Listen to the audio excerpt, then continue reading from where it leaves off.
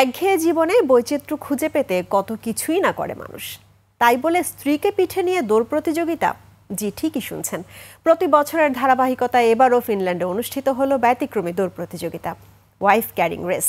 এর খবর জানাচ্ছি আফসানা নীলার ডেস্ক রিপোর্টে। কালার এক্সপার্ট, জর্জ স্যাপ এবং মাইল্ড অন হ্যান্ডস টেকনোলজি সমৃদ্ধ অরিক্স ক্রিস্টাল ওয়াশ আপনার লন্ড্রি এক্সপার্ট। স্ত্রীদের কাঁধে নিয়ে কাদা পানি মারিয়ে গাছের গুড়ি ডিঙিয়ে দৌড়াচ্ছেন স্বামীরা। ফিনল্যান্ডের শোন কাজারভিতে সম্প্রতি অনুষ্ঠিত হলো অদ্ভুত এই দৌড় প্রতিযোগিতা। 19 শতকের পুরনো এই প্রতিযোগিতা দেখতে ভিড় করেছিল হাজারো দর্শনার্থী। প্রতিযোগিতায় অংশ নিয়েও বেশ খুশি অংশগ্রহণকারীরা। এই খেলা আমি বেশ উপভোগ করি, প্রতি বছর আসি।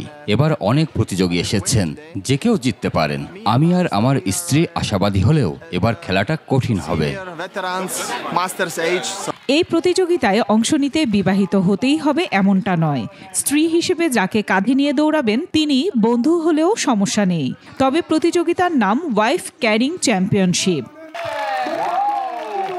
কাঁধে নিয়ে দৌড়াতে গিয়ে কখনো কখনো মুখ থুবড়ে পড়ে যান কেউ। তখন চারপাশ থেকে হাসির রোল ওঠে, করতালিতে ফেটে পড়েন সবাই। প্রতিযোগী আর দর্শক উভয়ের জন্য এ দৌড় ছিল দারুণ উপভোগ্য। আমরা জিতেছি।